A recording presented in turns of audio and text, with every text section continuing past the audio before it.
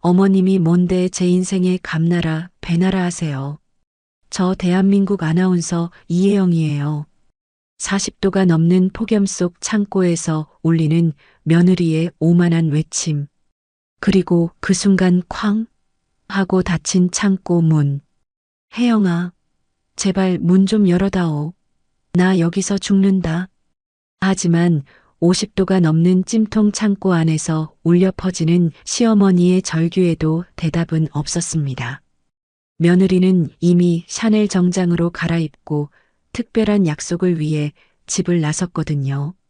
TV 화면 속 고상한 아나운서의 가면 뒤에 숨겨진 충격적인 이중생활과 그것을 밝혀낸 시어머니의 완벽한 복수의 이야기가 지금 펼쳐집니다. 오늘도 사연 시작합니다. 2024년 8월 15일 오후 1시 기상청에서는 연일 폭염 경보를 떠들어댔습니다. 박순이는 흐르는 땀을 연신 손등으로 훔치며 집 뒷마당에 있는 낡은 창고 앞에 섰습니다. 벽에 걸린 낡은 온도계는 이미 40도를 훌쩍 넘어 붉은 눈금을 터뜨릴 기세였죠. 어머니, 이렇게 더운데 꼭 오늘 해야 해요? 이러다 어머니 쓰러지시면 어떡해요? 누굴 고생시키시려고. 며느리 이혜영이 답답하다는 표정으로 말했습니다. 오늘따라 순이의 눈에는 유난히 화려한 혜영의 얼굴이 들어왔습니다. 눈두덩에는 짙은 보라색 아이섀도우가, 입술에는 방금 딴 체리 같은 새빨간 립스틱이 번들거렸습니다. 방송에 비춰지는 단정한 이미지 때문에 거들떠보지도 않던 화려한 네일아트까지 작정하고 꾸민 모습이었습니다. 김치 냉장고가 어제부터 영 시원찮잖니. 이러다 애비 좋아하는 총각김치 다 물러 터지겠다. 순이가 삐걱거리는 창고 문에 힘을 주며 말했습니다. 아휴, 이놈의 창고 문은 고치던가 해야지. 혜영아, 문 잘 열고 고정하고 들어와. 닫히면 안에선 안 열리니까.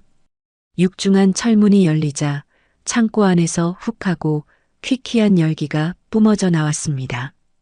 오래된 김치 냉장고 한 대와 정체를 알 수 없는 잡동사니들이 먼지를 뒤집어 쓴 채 쌓여 있었죠. 두 사람은 말없이 김치 냉장고 안에 김치통을 꺼내기 시작했습니다. 그때였습니다. 혜영의 핸드백 안에서 요란한 문자 알림음이 울렸습니다. 띠링. 혜영이 화들짝 놀라며 재빨리 핸드폰을 꺼내 확인하는 순간 순이의 매서운 눈이 화면을 놓치지 않았습니다. 오늘 3시 롯데호텔 로비에서 봐. 윤 회장님. 그 문자를 본 순이의 심장이 쿵 하고 바닥으로 떨어지는 것 같았습니다. 불현듯 지난주 병원에 가던 길 택시 안에서 본 믿고 싶지 않았던 장면이 눈앞에 되살아났거든요. 혜영이 웬 낯선 중년 사내와 팔짱을 꼭 낀 채 호텔 정문으로 들어서던 바로 그 모습 말이에요. 혜영아, 방금 그 문자 누구한테 온 거니? 순이가 애써 침착하려 했지만 목소리는 미세하게 떨려 나왔습니다. 혜영은 질겁하며 핸드폰을 가슴팍에 숨겼습니다. 네. 아무것도 아니에요, 어머니. 방송국 국장님이요. 방송국 국장님을 호텔에서 만나니? 순이의 목소리가 서서히 날카로워졌습니다. 그동안 애써 외면했던 모든 의심의 조각들이 하나로 맞춰지는 순간이었어요. 혜영의 얼굴이 싸늘하게 굳어졌습니다. 지금 저 의심하시는 거예요? 지난주에 내가 다 봤다. 네가 어떤 놈이랑 팔짱 끼고 호텔 들어가는 거 내 두 눈으로 똑똑히 봤어. 순이가 떨리는 손으로 혜영을 가리키며 소리쳤습니다. 혜영의 얼굴이 새하얗게 질렸습니다. 그건 비즈니스 미팅이었어요. 광고주요. 세상에 어느 광고주 미팅을 팔짱 딱 끼고 호텔로 들어가면서 하니? 네가 무슨 접대부야? 순이의 목소리가 걷잡을 수 없이 커졌습니다. 혜영은 그 순간 가면을 벗어 던졌습니다. 상냥하고 교양 있던 며느리의 모습은 온데간데였고 차가운 도끼만 서려 있었죠. 어머니가 뭘 아세요? 어머니가 방송계가 얼마나 피말리는 곳인지 아시냐고요. 방송계가 어떤 곳인지는 잘 모르겠지만 불륜은 불륜이야. 넌 남편 있는 유부녀라고. 순이가 분노로 온몸을 부들부들 떨며 외쳤습니다. 불륜이요? 증거 있어요? 혜영은 오히려 콧방귀를 뀌며 당당하게 맞섰습니다. 내가 애비한테 다 말할 거다. 내 아들 태호한테 똑똑히 말할 거라고. 그냥 내가 착각한 거겠지 했는데 아닌 것 같구나. 하지 마세요. 혜영이 그제야 겁을 먹고 다급하게 소리쳤습니다. 아나운서라는 타이틀이 그녀에겐 목숨과도 같았거든요. 그럼 당장 그 남자 정리해. 그건 제가 알아서 해요. 혜영의 목소리가 비명처럼 날카로워졌습니다. 어머님이 뭔데 제 인생에 감나라 배나라 하세요? 저 대한민국 아나운서 이혜영이에요. 어머니 같은 시장 아줌마랑은 격이 다르다고요. 격이. 그 독설에 순이의 가슴이 산산조각 났습니다. 너 지금 뭐라고? 제 남편이 어머님 말을 믿을 것 같아요? 제 말이면 껌뻑 죽는데? 혜영이 악에 받쳐 쏘아붙이더니 그만 이성을 잃고 창고 밖으로 나가 문을 쾅 하고 닫아버렸습니다. 아가, 혜영아, 문 열어라. 순이가 쿵쿵 문을 두드리며 미친 듯이 문고리를 돌렸지만 문은 열리지 않았습니다. 창고 문은 오래되어서 밖에서만 열리는 고장난 상태였거든요. 혜영은 그 사실을 알고도 뒤도 돌아보지 않았습니다. 혜영아, 제발 문 좀 열어다오. 나 여기서 죽는다. 너무 덥구나. 하지만 혜영의 대답 대신 멀리서 현관문이 쾅 닫히는 소리만 무심하게 들려왔죠. 사우나 같은 창고 안에 갇힌 순이는 그대로 주저앉아 버렸습니다. 며느리가 자신을 이곳에 가둬두고 갈 줄은 꿈에도 상상하지 못했습니다. 시어머니를 지옥 같은 찜통 창고에 가두고 돌아선 혜영은 서늘한 냉기가 감도는 거실로 들어와 가죽 소파에 몸을 털썩 던졌습니다. 창고 쪽에서 들려오는 시어머니의 애처로운 목소리가 희미하게 그러나 분명하게 거실까지 넘어왔어요. 하지만 혜영은 일부러 못 들은 척 얼마 전 거금을 주고 새로 받은 네일아트를 점검하며 손톱 끝에 박힌 다이아 파츠만 만지작거렸죠. 혜영아, 아가, 문 좀 열어다오. 숨을 못 쉬겠다. 제발. 순이의 절박한 외침이 신경을 긁자 혜영은 미간을 잔뜩 찌푸리며 에어컨 리모컨을 집어들었습니다. 바람 세기를 파워 냉방으로 바꾸고 설정 온도를 18도까지 쌩쌩하게 낮추니 그제야 좀 살 것 같았습니다. 시원한 바람이 땀으로 끈적이던 목덜미를 스치자 기분이 한결 나아졌거든요. 어디 호되게 당해봐야 정신을 차리시겠지. 감히 누굴 가르치려 들어? 혜영이 차갑게 코웃음을 치며 우아한 걸음으로 화장대 앞으로 향했습니다. 자신이 아나운서가 되기 전 그저 그런 지방대 출신이라고 무시하던 시어머니의 눈빛이 떠올라 속에서 다시 천불이 났습니다. 거울 앞에 앉아 시계를 확인하니 윤 회장과의 약속 시간까지는 아직 1시간이나 남아 있었습니다. 시간은 아주 충분했죠. 오늘은 내 인생이 새로 시작되는 날인데 저 노인네가 초를 치려 해? 혜영은 투덜거리며 최고급 파운데이션을 스펀지에 묻혀 팡팡 두드렸습니다. 평소보다 아이라인은 2배로 길게 빼서 고양이처럼 날카로운 눈매를 만들고 핏빛처럼 붉은 립스틱으로 입술산을 또렷하게 살렸습니다. 거울 속에는 교양 있는 아나운서가 아닌 욕망으로 번들거리는 위험한 여인의 얼굴이 비치고 있었습니다. 완벽해. 이래야 윤 회장님도 날 다시 보시지. 만족스러운 미소를 지으며 옷장 가장 깊숙한 곳에서 가장 아끼는 샤넬 트위드 원피스를 꺼내 입었습니다. 몸에 착 감기는 실루엣이 그녀의 야망처럼 아슬아슬했어요. 에르메스 핸드백을 옆에 놓고 마지막으로 프랑스에서 직접 사온 디올 향수를 목과 손목 그리고 발목에까지 흥건하게 뿌렸습니다. 달콤하고 진한 제스민 향기가 집안을 가득 채우는 동안에도 창고에서는 쇠를 긁는 듯한 소리가 계속 들려왔습니다. 혜영아, 사람 살려. 잘못했다. 제발. 목소리는 쉬어버렸는지 점점 기어들어가고 있었어요. 혜영은 그 소리를 완전히 지워버리려는 듯 스마트폰으로 최신 클럽 음악을 틀었습니다. 정신없이 쿵쾅거리는 비트가 순이의 마지막 남은 절규마저 무참히 집어삼켰습니다. 내 앞길 막는 사람은 시어머니라도 용서 못해. 구질구질한 건 딱 질색이니까. 거울 속 자신에게 다짐하듯 말한 혜영은 모든 준비를 마치고 당당한 발걸음으로 현관을 나섰습니다. 차고에서 매끈한 외제차를 몰고 나가는 길, 혜영은 창고 쪽으로는 눈길 한 번 주지 않았습니다. 오후 3시 약속 장소인 롯데호텔 스위트룸 라운지에는 윤 회장이 기름진 미소를 지으며 그녀를 기다리고 있었습니다. 니야, 우리 이 아나운서. 오늘 눈이 부셔서 쳐다볼 수가 없네. 꼭 공작새 같아. 윤 회장이 혜영의 손을 덥석 잡으며 그녀를 탐욕스러운 눈으로 훑었습니다. 회장님께서 좋은 소식 주신다고 해서 특별히 신경 좀 썼어요. 회장님께 잘 보이려고요. 혜영이 한껏 교태를 부리며 대답하자 윤 회장의 입이 귀에 걸렸습니다. 그럼 올라가서 내가 준비한 와인 한잔하면서 차근차근 이야기해볼까?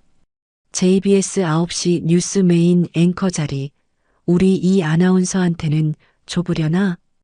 두 사람은 누가 볼세라 서로의 허리를 감싼 채 빠르게 스위트룸으로 향했습니다.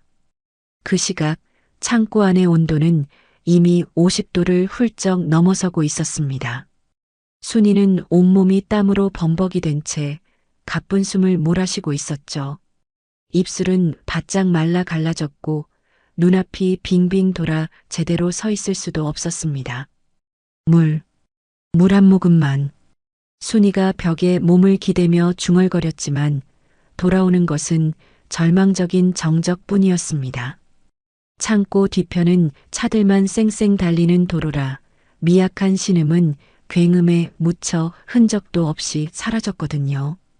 저녁 6시가 넘어가자 순이는 더 이상 소리를 지를 힘조차 남아있지 않았습니다. 결국 바닥에 무너져 내린 채로 의식이 점차 희미해졌어요.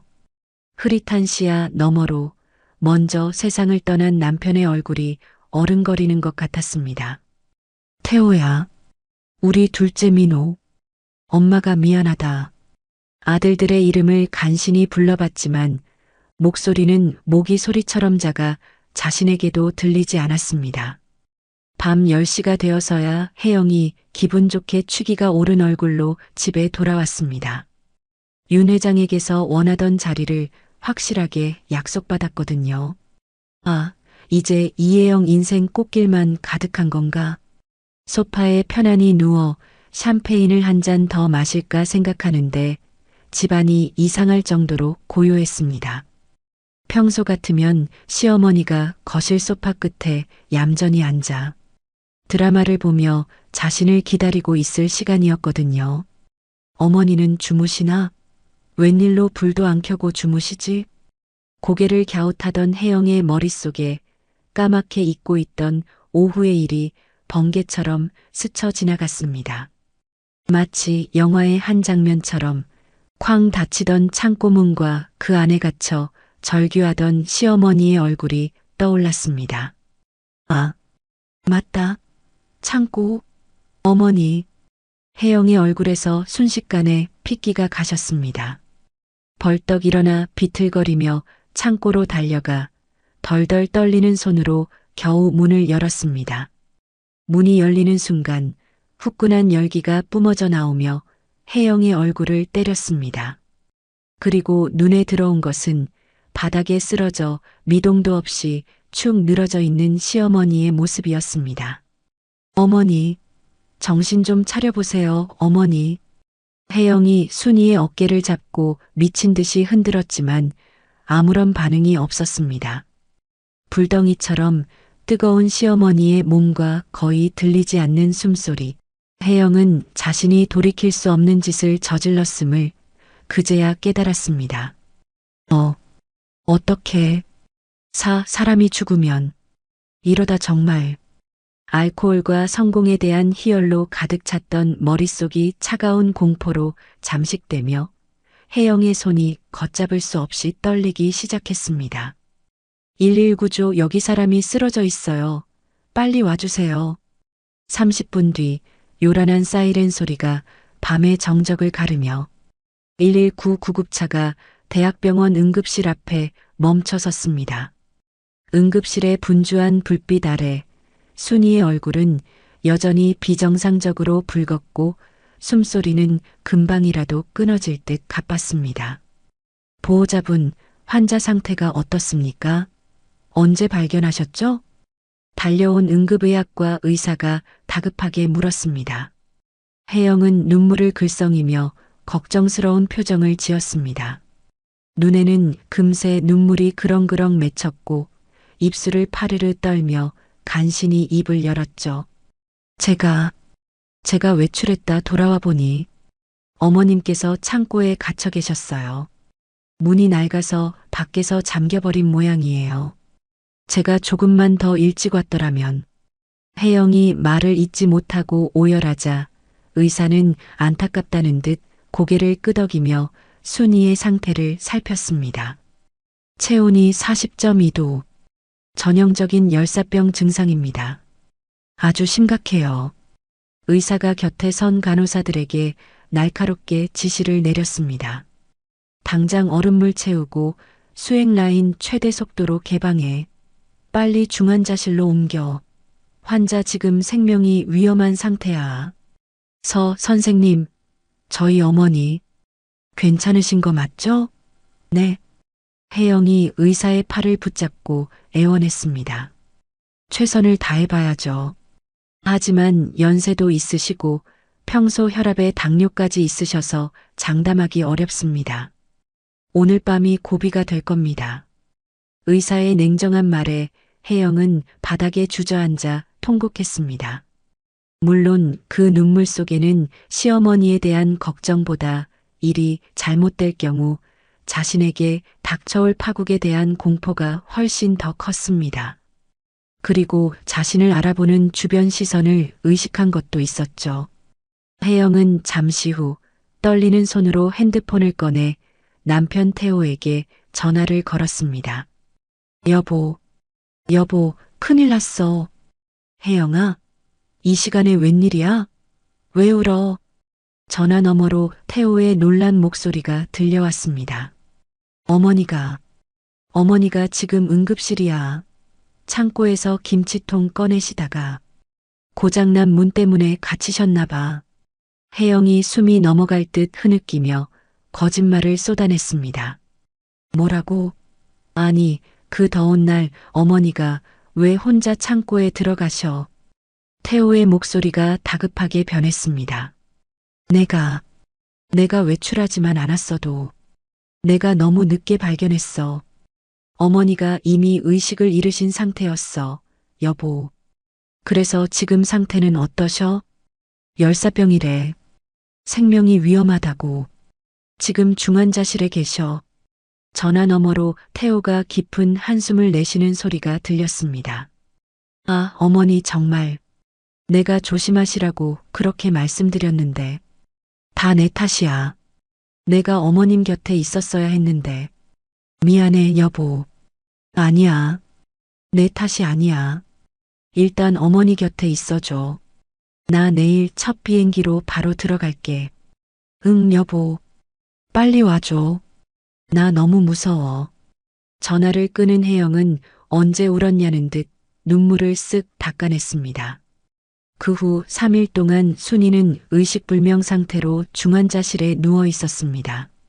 혜영은 그 3일 내내 병원을 떠나지 않으며 지극정성 효부 코스프레를 시작했죠. 자신이 입을 옷조차 챙겨오지 못한 초췌한 모습으로 시어머니 곁을 지키는 그녀의 모습에 간호사들마저 혀를 내둘렀습니다. 이혜영 아나운서 진짜 대단하다. 효부네 효부야. 그리고 다음날 오전 거짓말처럼 순이가 드디어 눈을 떴습니다. 어머니, 정신이 드세요? 저예요, 혜영이. 혜영이 순이의 손을 덥석 잡으며 기쁨의 눈물을 흘리는 연기를 했습니다. 그러나 순이는 혜영을 보는 순간 눈빛에 날카로운 분노가 번졌습니다. 너. 순이가 마른 입술을 겨우 움직여 말하려는 순간 혜영이 재빨리 그녀의 말을 막았습니다. 어머니, 무리하시면 안 돼요. 의사 선생님이 아직 말씀 많이 하시면 안 된대요. 그때 마침 병실 문이 활짝 열리며 태호가 들어왔습니다. 어머니, 깨어나셨네요. 정말 다행이다. 태호가 순이의 다른 쪽 손을 잡으며 기뻐했습니다. 태호야, 내 아들. 어머니, 걱정했어요. 도대체 어떻게 된 거예요? 그 창고 문은 왜 잠겨 있었던 거고요? 태호가 묻자 순이는 혜영을 매섭게 쏘아보며 진실을 말하려 입을 열었습니다. 바로 그때였습니다.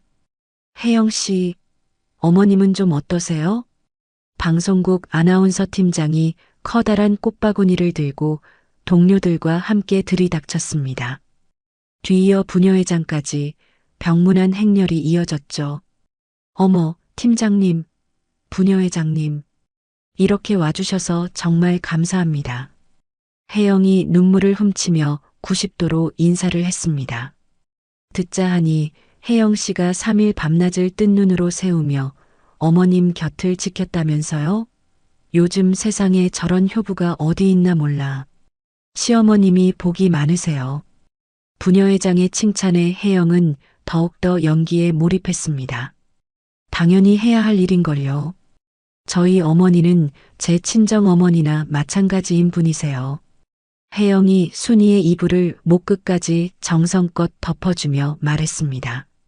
순이는 이 기가 막힌 상황에 분노가 치밀었지만 수많은 사람들 앞에서 입을 뗄 수가 없었습니다. 어머님, 목마르시죠? 물 좀 드릴게요. 혜영이 물컵을 순이의 입가에 가져다 대는 척하며 그녀의 귓가에 조용히 속삭였습니다. 어머니, 그날 일은 그냥 사고였던 거예요.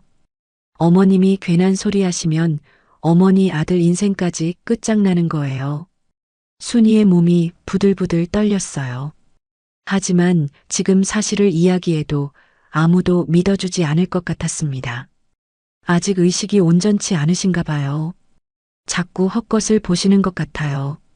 사람들은 안타깝다는 듯 고개를 끄덕였습니다. 그럴만하죠. 그 더운 창고에 몇 시간이나 갇혀 계셨으니까요. 순이는 옴짝달싹할 수 없는 현실 속에서 이불 밑으로 앙상한 주먹을 꽉 쥐었습니다. 반드시 저 가증스러운 며느리의 가면을 벗겨내리라 다짐하면서 말이죠. 며칠 후 순이는 퇴원해 집으로 돌아왔습니다. 태호는 순이가 퇴원 수속을 마치는 것을 보고 다시 해외 출장길에 올랐습니다. 손이는 아직 어지럼증이 남아있는 탓에 소파에 앉는 것조차 조심스러웠죠. 그때 혜영이 다정한 목소리로 물을 건네며 순이의 곁에 바싹 다가앉았습니다. 어머니, 괜찮으세요? 어디 불편한 데는 없으시고요? 그 목소리를 듣는 것만으로도 순이는 속에서 역겨움이 치밀었지만 지금은 때가 아니었습니다. 순이는 고개를 푹 숙인 채 기어들어가는 목소리로 겨우 대답했어요. 괜찮다. 신경 써줘서 고맙다, 혜영아. 천만에요. 어머니, 이번에 정말 큰일 날 뻔하셨어요. 앞으론 제발 몸 좀 사리세요. 혜영이 순이의 어깨를 가볍게 토닥이며 말했습니다. 자신의 협박이 제대로 먹혔다고 생각하는지 혜영의 얼굴에는 만족스러운 미소가 번졌습니다. 순이는 그저 힘없이 고개만 끄덕일 뿐이었죠. 그럼 방송국에 좀 다녀올게요. 어머니 혼자 계셔도 괜찮으시겠어요? 그럼 어서 가거라. 일 봐야지. 혜영은 의기양양하게 명품백을 챙겨 들고 현관을 나섰습니다.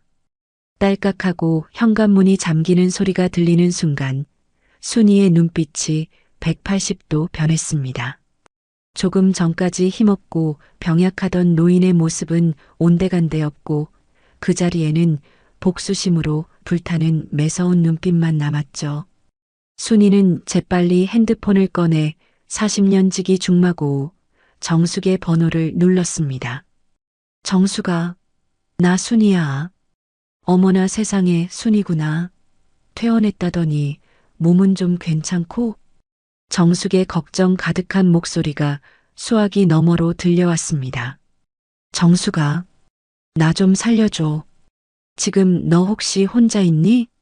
순이의 목소리가 심상치 않게 떨리는 것을 정숙은 바로 알아차렸습니다.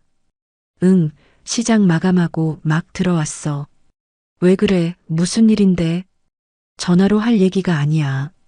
우리 집으로 지금 당장 좀 와줄 수 있니? 아주 급한 일이야. 알았어. 딱 기다리고 있어. 내가 지금 총알같이 달려갈게. 30분 후 정숙이 숨을 턱까지 채우며 순이네 집 거실로 들어섰습니다. 두 사람은 말없이 서로를 마주보고 앉았어요. 정수가 지금부터 내가 하는 말 듣고 너무 놀라지 마. 순이가 정숙의 손을 핏기 없이 꽉 잡으며 말했습니다. 너 얼굴 표정을 보니 보통 일은 아닌 것 같네. 어서 말해봐. 우리 며느리 이혜영이 바람을 피운다. 정숙의 눈이 황소 눈처럼 커졌습니다. 뭐, 그 반듯한 이 아나운서가 네가 뭘 잘못 본 거 아니냐? 그것뿐만이 아니야. 그 애가 나를 창고에 가둬서 죽이려고 했어. 순이의 눈에서 기어이 참았던 눈물방울이 뚝뚝 떨어졌습니다. 순이는 창고에서 있었던 끔찍한 일의 전말을 하나도 빼놓지 않고 털어놓았죠. 이야기를 다 들은 정숙은 얼굴이 시뻘개져서 자리에서 벌떡 일어났습니다. 이런 천하의 죽일년을 봤나? 아나운서라는 가면을 쓰고 뒤로는 시어머니를 죽이려 들어? 정숙이 주먹을 부들부들 떨며 소리쳤습니다. 그런데 순이야, 이걸 그냥 참고 넘어가려는 건 아니지? 정숙이 의자를 순이 쪽으로 바짝 당겨 앉으며 말했습니다. 절대 안 되지. 하지만 누가 내 말을 믿어주겠냐고. 사람들은 다들 아나운서인 애 말만 믿을 텐데. 말빨이 좀 좋아야지. 그러니까 우리 손으로 확실한 증거를 잡아야 한다. 이 말이야. 정숙이 테이블을 손바닥으로 탁 내리치며 말했습니다. 증거라니. 어떻게? 순이야, 내가 아주 제대로 된 사람 알고 있어. 이런 일 전문가지. 정숙의 눈이 의미심장하게 빛났습니다. 전문가? 그래. 왕년에 아주 유명한 형사였는데 지금은 흥신소를 차렸어. 이름은 장철민. 정숙이 핸드폰을 꺼내들며 말했습니다. 그 사람이라면 틀림없이 해결해 줄 거야. 특히 이혜영 같은 가식적인 것들을 아주 싫어하거든. 정숙은 망설임 없이 장철민에게 전화를 걸었습니다. 철민 씨? 나야, 시장 정숙이.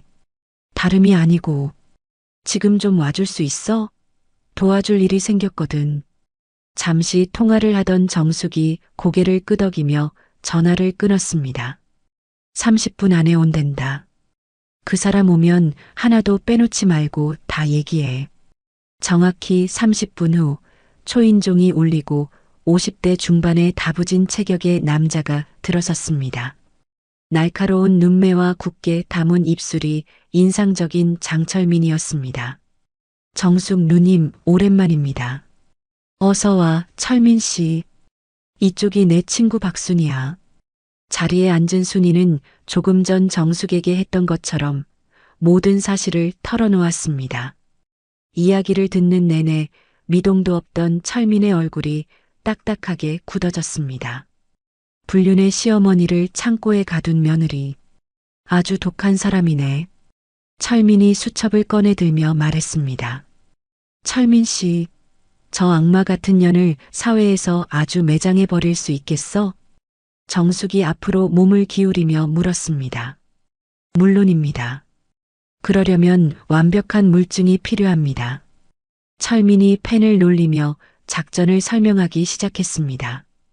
우선 불륜 상대 남자의 신원부터 파악하고 두 사람이 호텔룸 안에 들어가는 장면을 정확히 찍어야 합니다. 통화 기록까지 싹 다 확보해서 빼도 박도 못하게 만들어야죠. 그런 것까지 다 알아낼 수 있다고요? 순이가 희망이 보인다는 듯 물었습니다. 제게 3주만 주십시오. 철민이 자신 있게 말했습니다. 박순이 여사님께서는 며느리가 집을 비울 때마다 방을 샅샅이 뒤져주십시오. 차 영수증 하나라도 단서가 될 수 있습니다. 3주 후 이혜영 아나운서를 뉴스 화면에서 영원히 사라지게 해드리겠습니다. 철민이 수첩을 덮으며 선언했습니다. 순이의 눈에 드디어 뜨거운 결의가 차올랐습니다. 세 사람은 서로를 바라보며 조용히 고개를 끄덕였습니다. 굳은 결의를 다진 철민과 정숙이 돌아가고 텅 빈 집안에 홀로 남은 순이는 조용히 눈을 감았습니다. 모든 사건의 시작이었던 지옥 같은 한 달 전의 기억이 바로 어제 일처럼 생생하게 떠올랐습니다.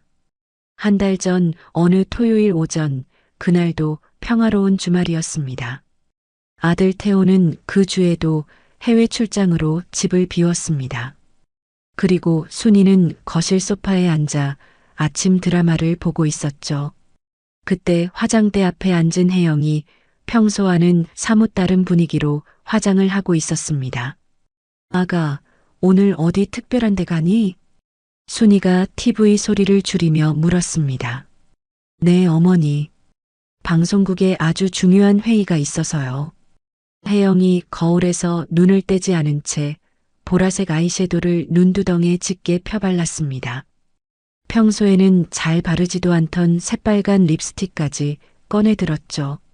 무슨 회의길래 화장을 그렇게 진하게 해?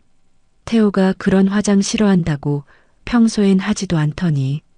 순이가 고개를 갸웃하며 물었습니다. 요즘은 방송국도 외모가 경쟁력이라서요. 임원들한테 잘 보여야죠. 혜영이 립스틱을 꼼꼼히 채워 바르며 대답했습니다. 거기서 끝이 아니었어요. 옷장에서는 가장 비싼 샤넬 정장을 꺼내 입었습니다. 세상에, 그 옷은 언제 샀니? 처음 보는 옷이네. 지난주에 선물 받았어요, 어머니. 혜영은 태연하게 대답하며 손목에는 번쩍이는 다이아몬드가 박힌 시계까지 찼습니다. 순이는 무언가 이상하다는 느낌을 지울 수 없었습니다. 며느리의 차림새가 회의를 참석하는 복장이라고 하기엔 너무 화려했거든요. 저녁은 밖에서 해결하고 들어올게요. 늦을 거예요. 혜영이 현관으로 향하며 말했습니다. 회의가 저녁 늦게까지 하는 모양이구나. 네, 끝나고 회식까지 쭉 이어진대요. 혜영이 뒤도 돌아보지 않고 대답하며 집을 나섰습니다. 순이는 현관문이 닫히는 것을 보며 한동안 생각에 잠겼습니다. 며칠 후 순이가 밀린 빨래를 하던 중이었습니다. 혜영의 샤넬 정장 블라우스를 세탁기에 넣으려는데 코를 톡 쏘는 낯선 향수 냄새가 났습니다. 이게 무슨 냄새지? 순이가 블라우스를 코에 대고 킁킁거렸습니다. 분명 혜영의 향수 냄새는 아니었어요. 남자 스킨 냄새와 비슷한 향수 냄새였죠. 그저 불쾌한 우연이겠거니 애써 마음을 다잡았지만 찜찜한 기분은 가시지 않았습니다. 그리고 다음 날 순이는 정기 검진을 받으러 서울 병원에 갔다가 택시를 타고 집으로 돌아오는 길이었습니다.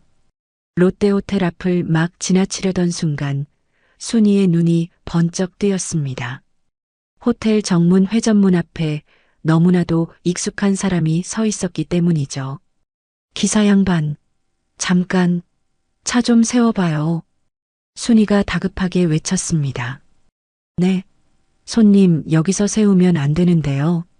아, 아닙니다. 제가 사람을 잘못 봤나 봐요. 그냥 가주세요. 순이가 당황하며 말을 바꿨지만 눈은 호텔 입구에 고정되어 있었습니다. 바로 며느리 혜영이었습니다. 혜영은 웬 50대 중년 남자와 나란히 서서 아주 다정하게 이야기를 나누고 있었어요. 저 남자는 누구지? 순이가 입술을 잘근잘근 깨물며 중얼거리는 순간 더 기가 막힌 장면이 펼쳐졌습니다. 혜영이 그 남자의 팔에 자신의 팔을 스스럼없이 끼우더니 두 사람이 함께 호텔 안으로 들어가는 것이었습니다.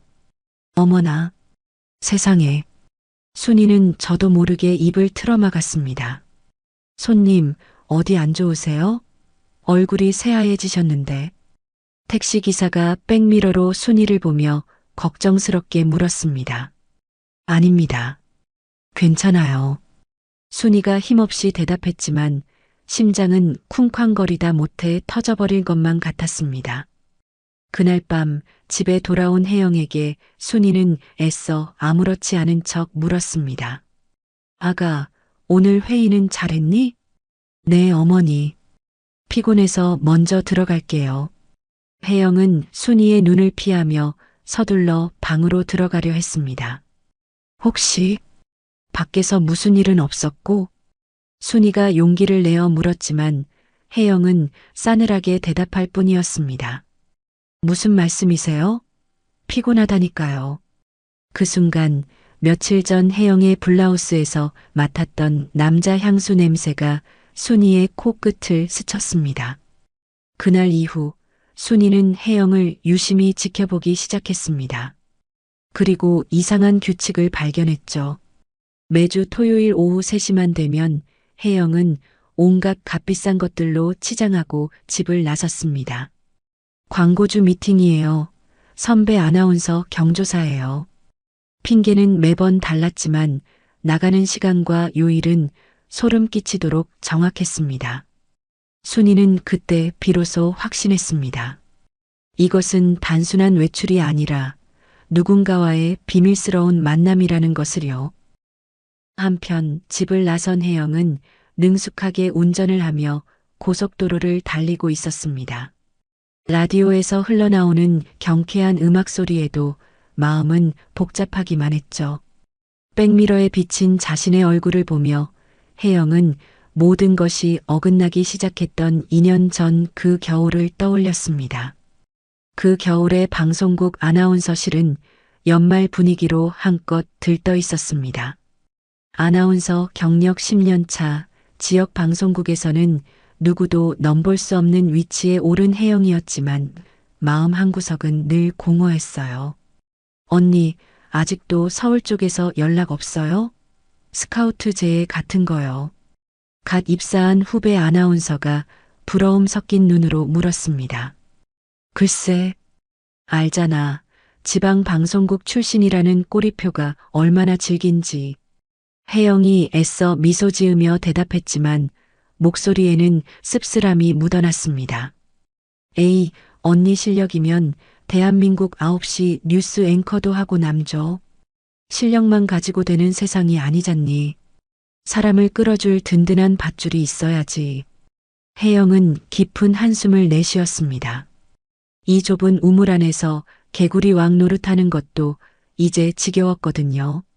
바로 그해 12월 말 지역 언론사와 광고주들이 총출동하는 연말 골프 모임이 열렸습니다. 혜영 역시 방송국의 얼굴마담으로 행사에 참석했죠. 그때 60대 초반의 한 남자가 인자한 미소를 지으며 혜영에게 다가왔습니다. 이혜영 아나운서님 맞으시죠? 화면보다 실물이 훨씬 미인이십니다. 안녕하세요. 칭찬 감사합니다. 그런데 누구신지? 혜영이 공손하게 고개를 숙였습니다. 소개가 늦었군요. HS그룹 회장 윤정호라고 합니다. 혜영의 눈이 순간 크게 뜨였습니다. HS그룹이라면 지역 경제를 쥐락펴락하는 최대 기업이었으니까요. 아, 윤 회장님이셨군요. 영광입니다. 처음 뵙겠습니다. 이혜영 아나운서 방송은 늘 챙겨보고 있습니다. 어쩜 그리 목소리가 낭낭하고 기품이 넘치시는지. 윤 회장의 노골적인 칭찬에 혜영은 싫지 않은 듯 수줍게 웃었습니다. 과찬이십니다, 회장님. 마침 우리 그룹에서도 방송 후원을 좀 늘려볼까 하는데 언제 한번 따로 뵙고 상의했으면 합니다. 정말이십니까? 저야말로 영광이죠. 두 사람은 자연스럽게 명함을 주고받았습니다. 새해가 밝은 2024년 1월 윤 회장에게서 직접 전화가 걸려왔습니다. 이혜영 아나운서 새해 복 많이 받으세요. 다름이 아니라 제가 방송 후원건으로 연락했는데 이번 주 금요일에 시간 좀 어때요? 네, 회장님. 좋습니다. 어디서 뵐까요? 롯데호텔 라운지가 조용하고 좋을 것 같네요. 약속 장소에서 만난 윤 회장은 정말로 후원 이야기부터 꺼냈습니다. 우리 그룹에서 이 아나운서가 진행하는 프로그램에 매달 후원금을 지원하고 싶은데. 와, 정말 감사합니다. 방송국 발전에 큰 힘이 될 겁니다. 일단 매달 1,000만 원씩 시작할게요. 네, 1,000만 원이요? 혜영은 자신의 귀를 의심했습니다. 이 아나운서의 가치를 생각하면 턱없이 부족한 금액이죠. 윤 회장의 눈빛이 끈적하게 혜영의 얼굴을 훑었습니다. 그런데 방송국 계좌는 절차가 복잡하니 내 개인 돈으로 이 아나운서 개인 계좌에 넣어주면 어떨까요? 제 개인 계좌로요? 그래야 세금 문제도 없고 서로 편하지 않겠어요? 거액의 후원금에 이미 이성을 잃은 혜영은 고개를 끄덕이고 말았습니다. 그 후 윤 회장은 식사를 핑계로 혜영을 더 자주 불러냈습니다. 그리고 어느 날 식사를 마친 윤 회장이 혜영의 앞에 주황색 명품 에르메스 쇼핑백을 쓱 밀어놓았습니다. 회장님, 이게 뭐예요? 열심히 일하는 이 아나운서를 위한 내 작은 선물이에요. 열어봐. 상자 안에는 수천만 원을 호가하는 명품 가방이 들어있었습니다. 이런 비싼 걸 어떻게 해? 이혜영 아나운서 정도 되는 사람이라면 이 정도는 들어야 품위가 살지. 다음 달엔 까르띠에 시계를 선물로 주었고 그 다음엔 다이아 목걸이를 주었습니다. 윤 회장은 선물을 건넬 때마다 달콤한 말을 속삭였죠. 내가 서울 방송국 쪽에 아는 사람이 아주 많아요. 마음만 먹으면 이 아나운서를 서울 방송국 쪽으로 보내주는 건 일도 아니야. 저를 정말 서울로 보내주실 수 있으세요? 혜영의 심장이 거세게 뛰기 시작했습니다. 물론이지요. 단 우리가 지금보다 조금 더 가까운 사이가 되어야 하지 않겠어? 윤 회장이 혜영의 손등을 기름진 손으로 쓸어내리며 의미심장하게 웃었습니다. 혜영은 그의 진짜 의도를 알아차렸지만 서울 방송 진출이라는 거부할 수 없는 유혹을 외면할 수 없었습니다. 결국 5월부터 두 사람은 호텔에서 정기적으로 만나는 사이가 되었습니다. 윤 회장은 약속대로 후원금을 2천만 원으로 올려주었고 혜영은 그의 든든한 배경을 믿고 이 위험한 관계에 몸을 던졌습니다. 2년 전 기억을 떠올린 혜영의 입가에 씁쓸한 미소가 떠올랐습니다. 그때는 모든 것이 완벽한 계획 같았는데 이제는 모든 것이 위태롭기만 했습니다. 그렇게 순이와 혜영의 하루하루 살얼음판 같은 날은 이어졌고 결국 순이가 창고에 갇히게 된 그날이 온 것입니다. 2024년 8월 15일 오후 1시 점심 식사를 마친 순이와 혜영은 식탁을 치우고 있었습니다. 순이는 설거지를 하면서 마음속으로 다짐했어요. 며느리가 스스로 잘못을 인정하고 그 관계를 정리하면 조용히 넘어가자. 혜영아, 지금 창고에 있는 김치 냉장고 좀 정리해야겠어. 고장 났다고 했잖아. 순이가 그릇을 닦으며 말했습니다. 지금이요? 이렇게 더운데? 혜영이 시계를 보며 말했어요. 3시 윤 회장과의 약속 시간이 다가오고 있었거든요. 지금 안 하면 언제 해? 김치가 다 상할 텐데. 알겠어요. 빨리 끝내줘. 혜영이 마지못해 대답했습니다. 자결하는 태양 아래 두 사람은 낡은 창고로 향했습니다. 순이가 삐걱거리는 철문을 열자 후끈한 곰팡이 냄새와 먼지가 훅 끼쳐왔습니다. 어우, 숨 막혀. 여긴 사람이 있을 때가 못 되네. 혜영이 손부채질을 하며 코를 찡그렸습니다. 그러니까 얼른 하고 나가자. 순이는 고장난 김치 냉장고 앞에 쪼그려 앉아 뚜껑을 열었습니다. 혜영은 안절부절 못하며 계속 시계만 쳐다볼 뿐이었습니다. 순이는 냉장고를 정리하면서 용기를 내었습니다. 이번이 혜영에게 마지막 기회를 주는 것이라고 생각했어요. 혜영아, 요즘 호텔에 자주 가는 일이 있다던데. 순이가 조심스럽게 운을 떼었습니다. 네, 무슨 말씀이신지 모르겠는데요. 혜영이 시치미를 뗐지만 몸이 굳어졌어요. 아니, 그냥 혹시 방송일로 호텔에서 미팅 같은 게 있나 해서. 순이가 혜영의 표정을 살피며 말했습니다. 혜영은 순이의 눈빛에서 뭔가 알고 있다는 것을 직감했어요. 하지만 아직 얼마나 알고 있는지 확신할 수 없었습니다. 지난번에 말이야. 롯데호텔 앞에서 어떤 남자분과 함께 있는 걸 봤거든. 순이가 더 직접적으로 말했습니다. 혜영의 얼굴이 순간 굳어졌어요. 하지만 곧 평정을 찾으려 노력했습니다. 아, 그건 광고주와의 미팅이었어요. 혜영이 둘러댔습니다. 광고주? 순이가 의심스러운 눈빛으로 물었어요. 네, HS그룹에서 방송 후원을 해주시거든요. 그 관계로 미팅을 한 거예요. 혜영이 거짓말을 늘어놓았습니다. 그렇다면 다행이구나. 순이가 안도하는 척하며 말했어요. 그런데 혜영아, 혹시라도 그게 아니라면. 그게 아니라면요? 혜영이 경계하며 물었습니다. 방송인이니까 더욱 조심해야 한다는 뜻이야. 사람들이 다 보거든. 순이가 마지막 경고를 했습니다. 제가 뭘 조심해야 한다는 건가요? 혜영이 오히려 따지듯 말했어요. 가정도 지키고 방송인으로서의 품위도 지키라는 뜻이야. 순이가 김치통을 들어올리며 말했습니다. 품위요? 어머니가 제 품위에 대해 걱정하실 필요 없어요. 혜영의 목소리가 차가워졌어요. 혜영아, 나는 내 시어머니고 가족이잖니. 걱정하는 게 당연하잖아. 걱정이 아니라 의심하시는 거죠? 혜영이 날카롭게 반박했습니다. 의심? 내가 언제? 지금 하고 계시잖아요. 호텔에서 남자랑 봤다면서요. 혜영의 목소리가 점점 날카로워졌어요. 그건 네가 이상하게 행동해서. 이상하게요? 제가 뭘 이상하게 했다고요? 혜영이 벌떡 일어서며 소리쳤습니다. 혜영아, 목소리 좀 낮춰. 순이가 당황하며 말했어요. 왜요? 누가 듣기라도 할까 봐요? 여기서 누가 들어요?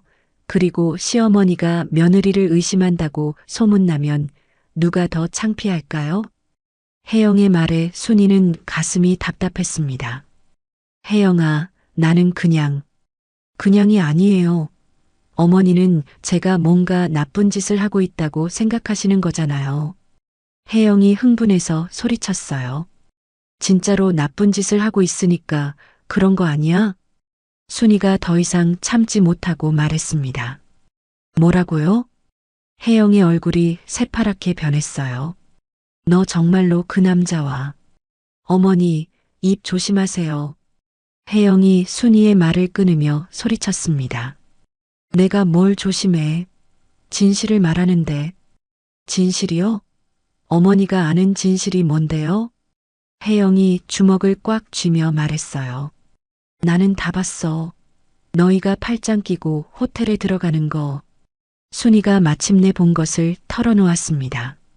혜영은 더 이상 변명할 수 없다는 것을 깨달았어요. 하지만 인정하기보다는 분노가 치밀어 올랐습니다. 그래서요? 그게 뭐가 잘못된 건데요? 혜영이 개무시하듯 말했어요. 뭐가 잘못되냐고? 너 지금 정신이 있는 거야? 순이가 믿을 수 없다는 표정으로 말했습니다. 어머니야말로 정신 차리세요. 누가 어머니 말을 믿겠어요? 혜영이 독서를 퍼부으며 창고 문을 쾅 하고 닫아버렸습니다. 순이가 급히 문을 열려 했지만 열리지 않았어요. 창고 문은 고장이 나서 밖에서만 열리는 상태였거든요. 혜영아, 문 좀 열어줘. 순이가 문을 두드리며 소리쳤지만 대답이 없었습니다. 오히려 집 안으로 들어가는 문 닫히는 소리만 들렸을 뿐이에요. 그 후 9시간이 넘도록 순이는 타들어가는 창고 안에 갇혀 있었습니다. 50도가 넘는 온도 속에서 탈수와 열사병으로 의식을 잃어가며 간신히 숨만 헐떡이고 있었어요. 저녁 10시가 되어서야 혜영이 문을 열었고 순이는 바닥에 쓰러진 채 발견되었습니다. 이것이 순이의 마지막 기억이었습니다. 병원에서 퇴원하고 정숙의 소개로 알게 된 철민의 도움으로 본격적인 복수 작전이 시작되었습니다. 철민이 조사를 시작하겠다고 말한 지 3일 후 굳게 닫혔던 순이네 집 대문이 열리고 철민이 들어섰습니다. 그의 어깨에는 각종 장비로 묵직해 보이는 가방이 들려 있었죠. 순이 씨, 오늘부터 지옥의 문을 활짝 열어봅시다. 철민이 비장한 표정으로 노트북을 펼치며 말했습니다. 정말로 그 애가 한 짓을 밝힐 수 있을까요? 꼴이라도 잡히면 어쩌죠? 순이가 여전히 불안한 눈빛으로 물었습니다. 철민은 그런 순이를 보며 피식 웃었습니다. 순이 씨, 경찰 밥 먹은 짬이 어디 가겠습니까? 없는 길도 만들어서 가는 게 접니다. 철민의 손가락이 키보드 위에서 현란하게 춤을 추기 시작했습니다. 화면에는 복잡한 코드들이 폭포수처럼 쏟아지더니 이내 혜영의 통화 내역과 신용카드 사용 내역이 빼곡히 나타났습니다. 어머나, 세상에 이런 것까지 다 나와요? 순이가 입을 떡 벌리고 화면을 들여다보았습니다. 다음 날 집안에 있던 순이는 혜영이 외출하기만을 숨죽여 기다렸습니다. 방송국 다녀올게요, 어머니. 현관문이 닫히는 소리가 들리자마자 순이는 혜영의 방으로 향했습니다. 방 안은 온갖 명품들로 가득한 보물창고나 다름없었습니다. 내 월급으로 이걸 다 샀다고? 지나가던 개가 웃겠다. 순이는 혀를 차며 에르메스 가방부터 까르띠에 시계까지 모조리 핸드폰 카메라에 담았습니다. 화장대 서랍 깊숙한 곳에서는 윤 회장이 보낸 역겨운 연애편지 뭉치가 발견되었습니다. 나의 사랑, 나의 여신 혜영에게. 토악질이 나오는구나.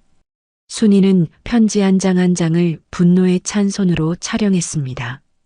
일주일 후 순이의 핸드폰이 요란하게 울렸습니다. 순이 씨, 월척입니다. 아주 그냥 대어를 낚았어요. 어느 날 오후 철민에게서 흥분된 목소리의 전화가 걸려왔습니다. 무슨 일인데요? 윤 회장이 이혜영 개인 계좌로 지난 6개월간 매달 후원금을 보냈어요. 처음엔 1,000만 원씩, 그 이후엔 2천만 원씩이요. 명목은 방송 후원금인데 꼬리가 길어도 너무 길죠? 그렇게 큰 돈을요? 이게 바로 결정적인 증거네요. 순이의 목소리가 기쁨으로 떨렸습니다. 그 무렵 정숙은 롯데호텔에서 청소부로 일하는 오랜 친구 미선을 만나고 있었습니다. 미선아, 언니가 너한테 무릎이라도 꿇을게. 부탁 하나만 들어줘. 정숙이 미선의 손을 덥석 잡고 애원했습니다. 언니, 왜 이래? 말만 해. 이혜영이라고 아나운서 하나 있지? 그 여자 호텔 출입 기록 좀 어떻게 안 될까? 미선의 눈이 동그래졌습니다. 아, 그 여자. 알지, 알아. 매주 토요일마다 웬 중년 남자랑 대낮부터 와서 밤늦게 나가더라고. 아주 단골이야, 단골. 호텔에선 입단속을 엄청 철저히 하고 있어. 정숙의 눈이 번뜩였습니다. CCTV 기록 좀 줄 수 있어. 언니가 절대 피해 안 가게 할게. 그 주 주말, 순이는 일생일대의 기회를 잡았습니다. 혜영이 샤워를 하는 동안 그녀의 핸드폰 잠금이 풀려 있는 것을 발견한 것이죠. 하늘이 나를 돕는구나. 순이는 떨리는 손으로 메시지함을 열었고 그 안에는 윤 회장과 나눈 수백 개의 노골적인 대화들이 가득했습니다. 순이는 얼굴을 찡그리며 미친 듯이 화면을 캡처하기 시작했습니다. 그리고 3일 후, 오늘이 바로 D-Day입니다. 저놈들 분명히 나타날 겁니다. 토요일 오후 철민은 롯데호텔 맞은편 카페에 진을 치고 있었습니다. 그의 손에는 전문가용 망원 렌즈가 장착된 카메라가 들려 있었죠. 예상대로 오후 3시가 되자 혜영과 윤 회장이 다정하게 팔짱을 낀 채 호텔로 들어서는 모습이 포착되었습니다. 걸렸다. 이 더러운 것들. 철민의 카메라가 불을 뿜듯 셔터를 눌러댔습니다. 두 사람의 불륜 현장은 한치의 오차도 없이 고화질 사진으로 기록되었습니다. 그리고 마침내 세 사람은 순이의 집에 다시 모였습니다. 테이블 위에는 지난 3주간의 노력이 담긴 증거들이 산처럼 쌓여 있었습니다. 불륜 현장 사진, 호텔 출입 기록, 수천만 원 입금 내역, 역겨운 연애 편지와 문자 메시지. 그리고 철민이 회심의 미소를 지으며 작은 녹음기를 꺼내 재생 버튼을 눌렀습니다. 자기야, 시어머니 때문에 미치겠어. 자꾸 나를 의심해. 조금만 참아, 내 사랑. 서울 방송국으로 옮기기만 하면 이혼하고 나랑 같이 사는 거야. 혜영과 윤 회장의 은밀한 통화 내용이 방 안에 선명하게 울려 퍼졌습니다. 이걸로 끝났네요. 순이가 두꺼운 증거 파일을 어루만지며 만족스러운 미소를 지었습니다. 거미줄은 완벽하게 쳐졌고 이제 독거미가 사냥에 나설 시간만이 남아 있었습니다. 3주간의 끈질긴 추적과 치밀한 계획이 마침내 결실을 본 바로 다음 날이었습니다. 순이는 폭로의 날로 온 가족이 모이는 일요일 저녁을 선택했습니다. 모처럼 차려진 진수성찬에 아들들의 얼굴에는 웃음꽃이 피었습니다. 와, 어머니, 오늘 무슨 날이에요? 상다리가 부러지겠네. 출장에서 돌아온 태호가 기름진 갈비찜을 한 점 집어들며 너스레를 떨었습니다. 그러게요. 제 생일은 아직 멀었는데. 하. 둘째 아들 민호 역시 즐거운 듯 맞장구를 쳤습니다. 화기애애한 분위기 속에서 혜영만이 애써 미소를 지으며 좌불안석이었습니다. 무언가 불길한 예감이 그녀의 심장을 옥죄어 왔기 때문이죠. 한참 동안 말없이 식사를 하던 순이가 이윽고 수저를 탁 소리가 나게 내려놓았습니다. 그 소리에 식탁의 모든 소음이 거짓말처럼 멎었습니다. 순이는 옆에 놓아두었던 두툼한 서류 봉투를 집어들었습니다. 너희들에게 할 이야기가 있다. 차가운 얼음장 같은 순이의 목소리에 태호가 고개를 갸웃하며 물었습니다. 갑자기 무슨 심각한 말씀을요, 어머니? 이것부터 보고 이야기하자. 순이는 대답 대신 봉투에서 사진 뭉치를 꺼내 식탁 위로 카드를 돌리듯 한 장씩 던졌습니다. 윤 회장과 혜영이 호텔 스위트룸에서 가운만 걸친 채 진하게 포옹하고 있는 사진들이었습니다. 선명하다 못해 야릇하기까지 한 사진에 태호와 민호의 얼굴이 하얗게 굳어갔습니다.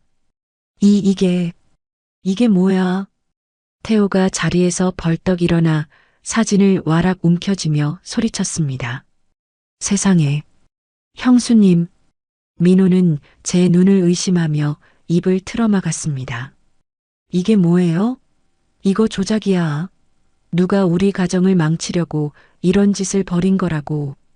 태호가 혜영을 돌아보며 절규했지만 혜영은 파랗게 질린 얼굴로 입술만 달싹일 뿐이었습니다. 조작이라. 그럼 이것도 조작인지 들어보거라. 순이가 이번에는 휴대폰 문자 메시지를 인쇄한 종이를 펼쳐 보이며 또랑또랑한 목소리로 읽기 시작했습니다. 자기야, 오늘 밤 호텔에서 기다릴게요. 보고 싶어요. 그리고 서울 방송국으로 갈 수 있는 거 맞죠? 어머니, 제발 그만하세요. 혜영이 비명을 지르며 종이를 낚아채려 했지만 순이가 가볍게 피했습니다. 왜 막아? 네가 보낸 문자잖아. 순이가 혜영을 차갑게 쏘아붙이며 말을 이었습니다. 역시 회장님은 제 마음을 너무 잘 아세요. 남편이랑 이혼하고 빨리 회장님이랑 서울로 가고 싶어요. 가관이구나, 가관이야. 태호는 온몸이 그대로 얼어붙은 듯 넋나간 표정으로 혜영을 바라보았습니다. 아니야, 여보. 다 시어머니가 나를 쫓아내려고 꾸민 짓이야. 혜영이 눈물을 쏟으며 억울함을 호소했습니다. 아직도 발뺌을 해? 그럼 내 목소리도 조작된 거냐? 순이가 품에서 작은 녹음기를 꺼내 재생 버튼을 눌렀습니다. 식탁 위로 두 사람의 은밀한 목소리가 소름 끼치게 울려 퍼졌습니다. 회장님, 시어머니가 자꾸 눈치를 줘서 힘들어 죽겠어요. 혜영아, 조금만 참아.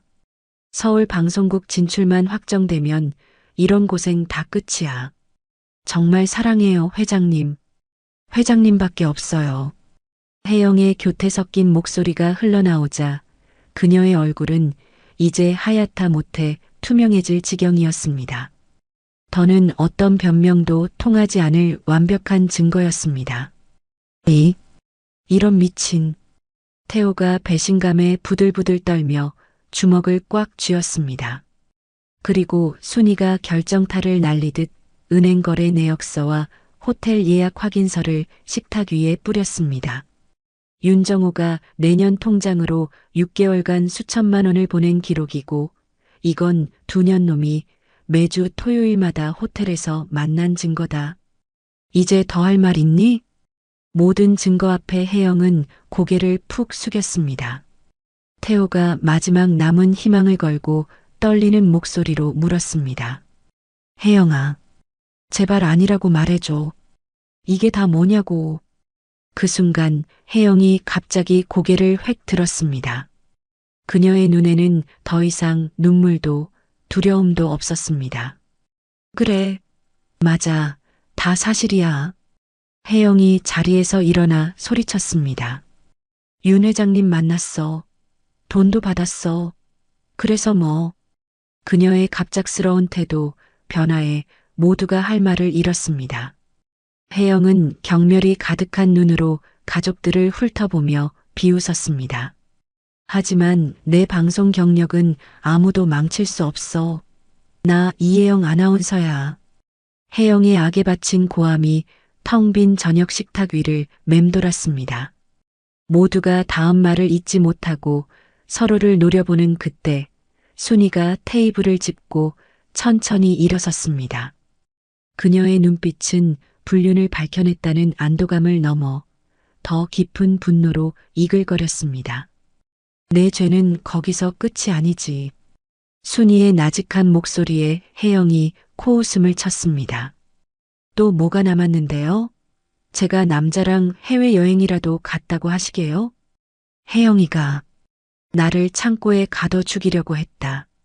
순이의 입에서 나온 말은 그야말로 폭탄 선언이었습니다. 네, 어머니, 그게 무슨 말씀이세요? 민호가 기겁하며 되물었습니다. 태호 역시 믿을 수 없다는 얼굴로 어머니를 바라보았습니다. 어머니가 창고에서 물건 찾다가 문이 고장나서 갇혔던 거 아니었습니까? 고장났었지. 근데 그걸 알고도 문을 닫고 나갔고 내가 안에 있다는 걸 알면서도 문을 열어주지 않았어.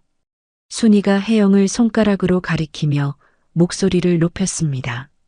그녀의 눈가에 그날의 끔찍했던 기억이 떠오른 듯 눈물이 맺혔습니다. 그 지옥 같던 날, 내가 창고에서 혜영이 불륜 증거를 들이밀자 눈이 뒤집혀서 나를 밀치고 문을 닫고 나가버렸어. 순이의 목소리가 격하게 떨리기 시작했습니다. 얘는 내가 죽든 말든 애인이랑 놀아나느라 밤 늦게 들어왔어. 거짓말. 어머니, 그건 아니잖아요. 태호가 애써 부정했지만 혜영이 아무런 반박도 하지 못하고 입술만 파르르 떠는 것을 보고 말문이 막혔습니다.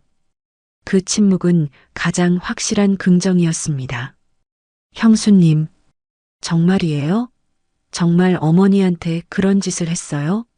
민호가 배신감으로 가득 찬 눈으로 혜영을 바라보며 물었습니다. 혜영은 모든 것을 포기한 사람처럼 갑자기 광기 어린 웃음을 터뜨렸습니다. 그랬다면 어쩔 건데요? 시어머니가 먼저 내 인생을 망치려고 했잖아요. 당연히 화가 나죠. 내가 내 인생을 망쳐? 바람 피우지 말라고 타이른 게 내 인생을 망치는 거냐? 순이가 기가 막힌다는 듯 절규했습니다. 제 사생활이잖아요. 왜 그렇게 간섭하고 못살게 구세요? 사생활? 남편 있는 여자가 다른 놈이랑 붙어먹는 게 사생활이야? 그건 불륜이고 폐륜이야. 태호가 드디어 폭발했습니다.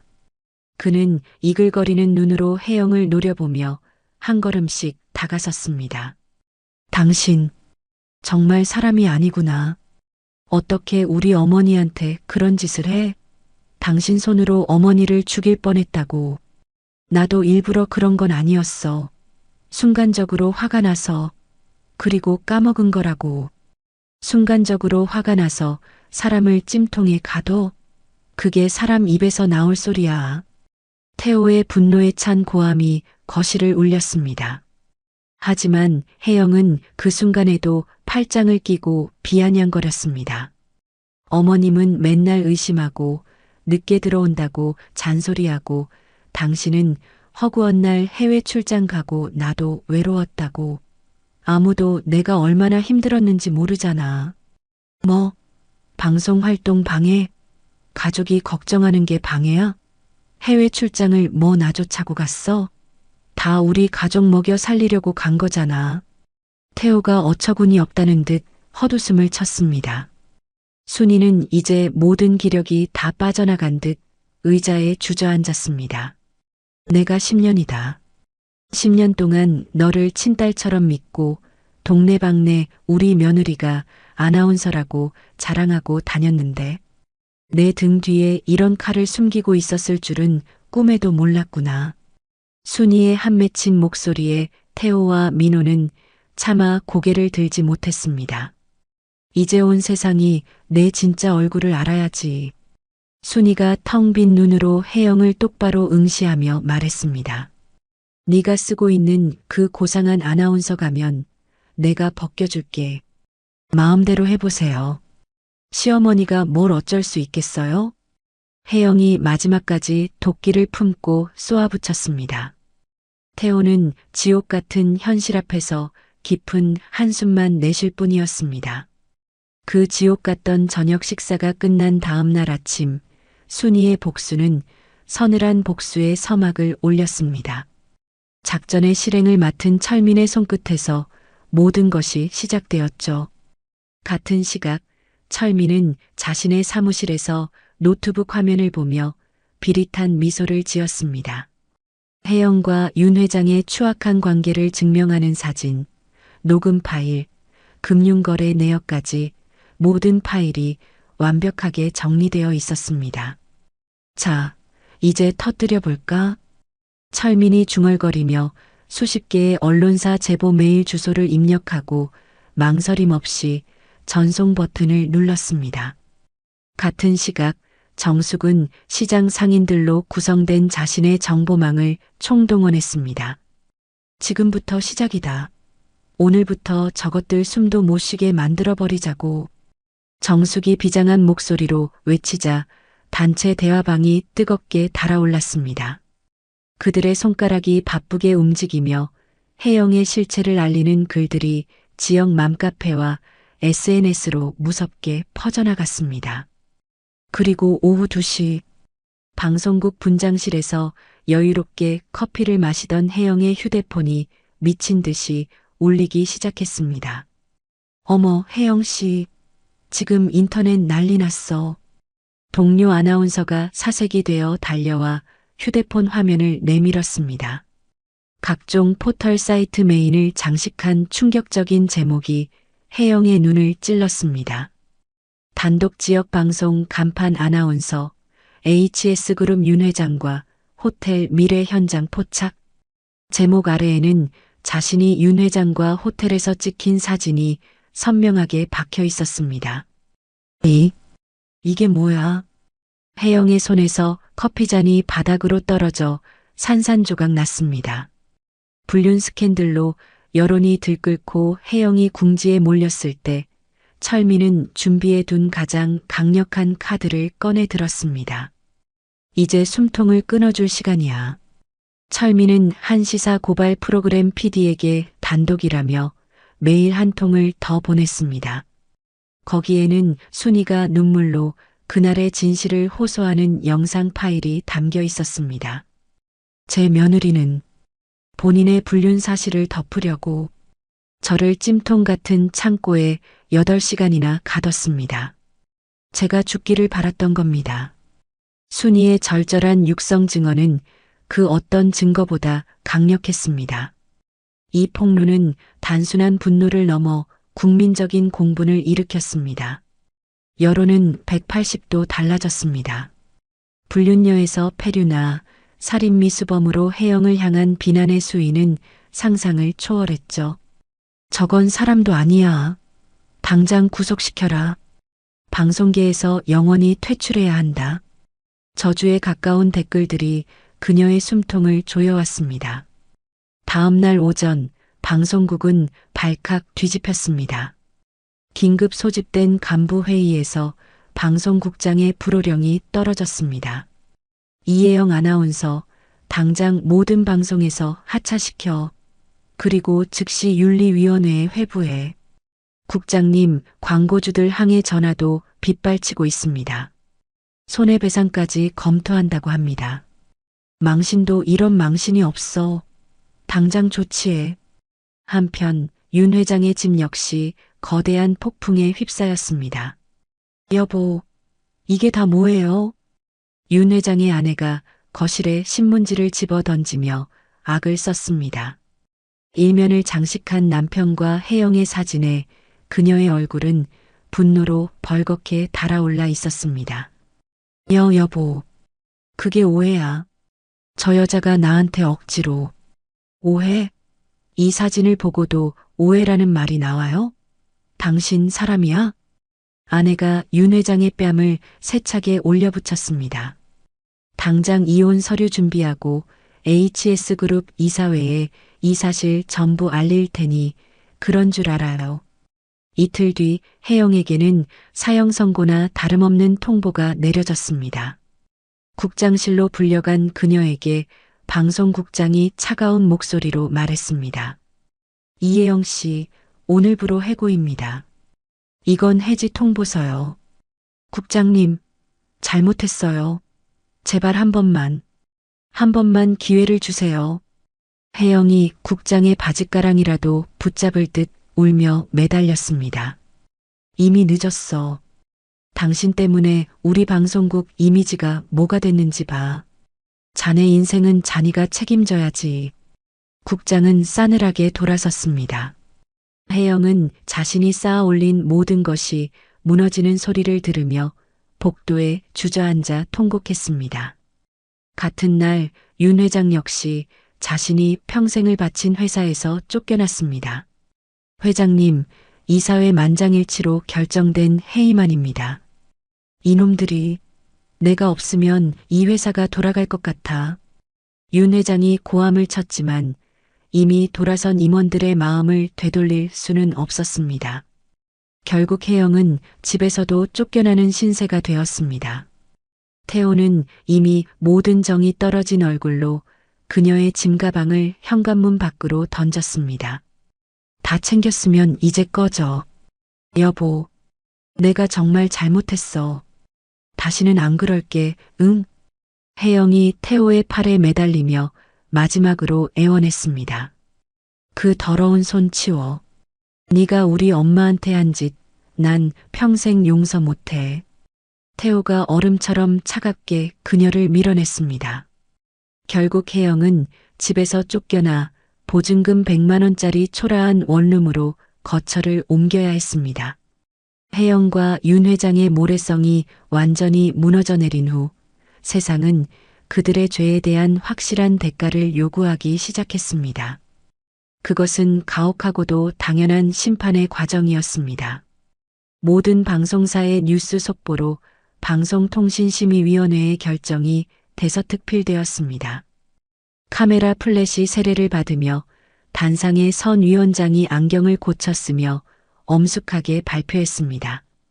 본 위원회는 사회적으로 지탄받는 불륜행위와 비인륜적 범죄를 저지른 이혜영 아나운서에 대해 방송계 영구 퇴출을 결정하였음을 알립니다. 위원장의 단호한 선언은 혜영이 다시는 마이크를 잡을 수 없다는 사형 선고나 마찬가지였습니다. 같은 시각 초호화 변호사 사무실에 앉은 윤 회장의 낯빛은 잿빛으로 변해 있었습니다. 사모님께서는 위자료로 50억 원을 요구하고 계십니다. 회장님 명의의 부동산 절반도요. 변호사가 건조한 목소리로 서류를 내밀었습니다. 50억? 윤 회장의 눈이 금방이라도 튀어나올 듯 커졌습니다. 내가 평생 피땀 흘려 일군 돈을. 그 여편니가. 그는 머리를 감싸 쥐고 괴로워했지만 이미 기운법의 저울을 되돌릴 수는 없었습니다. 혜영의 상황은 더욱 비참했습니다. 이혼 조정실 태호의 싸늘한 시선 앞에서 조정위원이 그녀에게 통보했습니다. 유책 배우자는 이혜영 씨이므로 재산 분할은 일절 없습니다. 오히려 남편 측에 위자료 5천만 원을 지급하셔야 합니다. 네, 제가 돈이 어디 있어서 5천만 원을 줘요. 혜영이 눈물 콧물을 쏟으며 절규했습니다. 그건 내 사정이지. 네가 저지른 죄가 평생 갚으면서 살아. 태호가 경멸이 가득한 눈으로 그녀를 쏘아붙이고는 뒤도 돌아보지 않고 조정실을 나가버렸습니다. 그렇게 지난 10년간 그녀가 누렸던 모든 영광은 그렇게 한 줌의 재가 되어 사라졌습니다. 두 사람의 스캔들은 몇 주 내내 전국의 가장 뜨거운 화제거리로 타올랐고 그들은 완벽하게 사회에서 매장당했습니다. 수개월 후 가을의 문턱, 순이의 집 거실에는 오랜만에 따스한 햇살이 가득했습니다. 태호와 민호가 어머니 앞에 나란히 무릎을 꿇고 고개를 깊이 숙였습니다. 어머니, 제가 너무 어머니께 신경을 못 썼어요. 죄송해요. 태호가 떨리는 목소리로 사죄했습니다. 어머니가 홀로 얼마나 힘드셨을지 저는 상상도 못했습니다. 어머니, 됐다. 어서 일어나. 순이가 아들의 어깨를 잡고 일으켜 세웠습니다. 그녀의 얼굴에 비로소 환한 웃음꽃이 피었습니다. 이제야 우리 집이 제자리를 찾은 것 같구나. 내 아들을 되찾았으니 애미는 더 바랄 게 없다. 두 사람은 서로를 부둥켜 안고 한참 동안 기쁨의 눈물을 흘렸습니다. 한편 도시의 후미진 골목에 위치한 작은 원룸. 혜영은 촌스러운 편의점 조끼를 입은 채 때 묻은 거울 속 자신을 멍하니 바라보고 있었습니다. 화려했던 아나운서 시절의 모습은 온데간데 없었죠. 그때 그냥 시어머니한테 무릎 꿇고 빌었더라면. 뒤늦은 후회가 그녀의 입에서 흘러나왔지만 시간은 되돌릴 수 없었습니다. 윤 회장과의 연락은 진작에 끊겼고 통장 잔고는 바닥을 드러낸 지 오래였습니다. 윤 회장 역시 모든 것을 잃고 텅 빈 소형 아파트에서 홀로 술잔을 기울이고 있었습니다. 내가 대체 왜 그런 미친 짓을 했을까? 공허한 그의 중얼거림만이 텅 빈 공간을 맴돌 뿐이었습니다. 맑게 갠 가을날, 순이는 정숙과 함께 시끌벅적한 시장길을 걸었습니다. 순이야, 너 이제 전국구 스타야. 사람들이 다 너만 보면 시어머니계의 영웅이라고 난리야. 정숙이 호들갑을 떨며 순이의 등을 두드렸습니다. 아이고, 별 쓸데없는 말들을 한다. 잘못된 걸 바로 잡은 것뿐이지. 순이가 사람 좋은 웃음을 지으며 대답했습니다.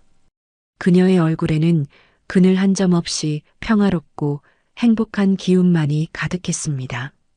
순이와 정숙은 환한 햇살 아래 서로의 손을 잡고 희망찬 내일을 향해 걸어갔습니다. 오늘 이야기 어떠셨나요? 혹시 끝까지 함께 해주신 분이 계시다면 잘 들었다고 댓글 하나만 남겨주세요.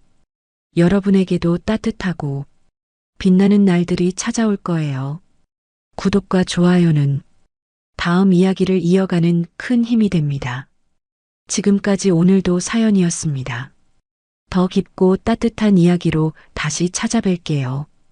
편안한 하루 보내세요. 감사합니다.